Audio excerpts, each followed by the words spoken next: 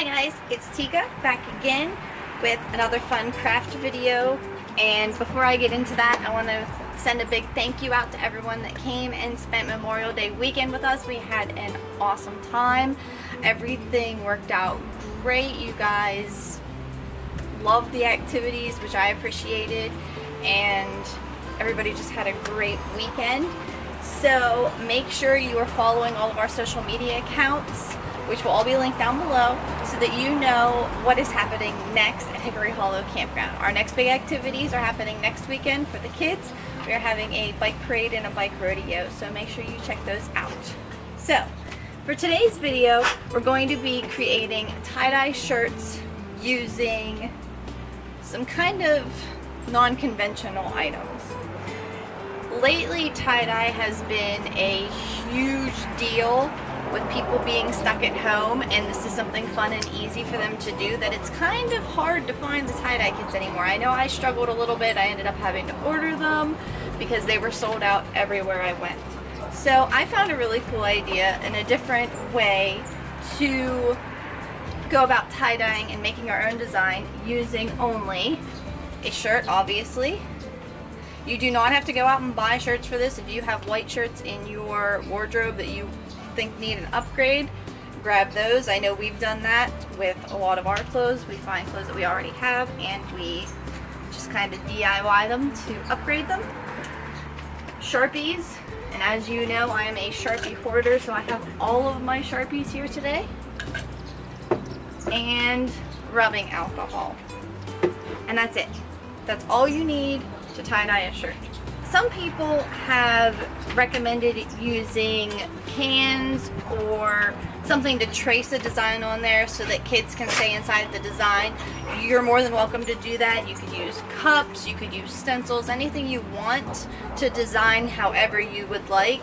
I'm going to just freehand everything because I find that I like the more random patterns, and I'm going to attempt to make something that says the Hickory Hollow Campground on it. So, might work, might not. We're going to try it out. I know as kids we would have track and field things and we would sign each other's shirts, so I know that the Sharpies stay, but the alcohol makes them bleed. The trick here is the less alcohol you use, the less bleeding of colors you will have. The more alcohol, the more bleeding you will have, and the more spreading out of colors. So I'm going to try a little bit of both and see how it turns out. I do have a piece of cardboard to put inside of the shirt so it doesn't bleed through and get on the back side in case you want your design to only be on the front. I turned it so hopefully you can see what I'm doing. I'm going to just go ahead and freehand a design and see what comes out, and then add in the alcohol and see what happens.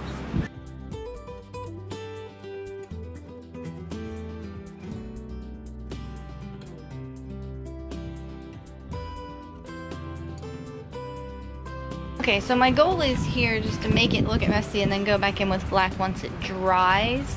So we're going to attempt to see how this tie-dyes out. So I'm going to go ahead and add some alcohol. I'm just going to put a little bit into the cap so I can drip it on rather than pour a whole lot in.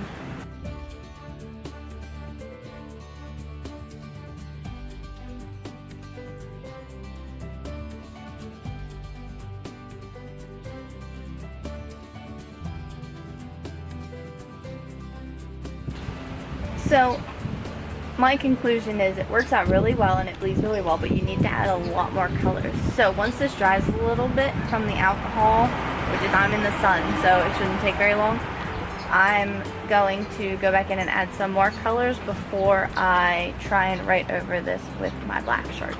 So stay tuned to see the final result. If you want to try this, just let your kids go wild on a white shirt with some Sharpies and put a little bit of rubbing alcohol on it and see what happens. It's really fun, it's really easy, and I hope my final result turns out.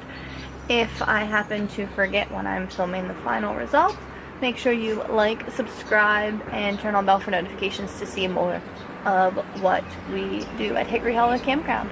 And if you want to see more of me, I do also have my own channel, which I can link down below as well. So thanks for watching.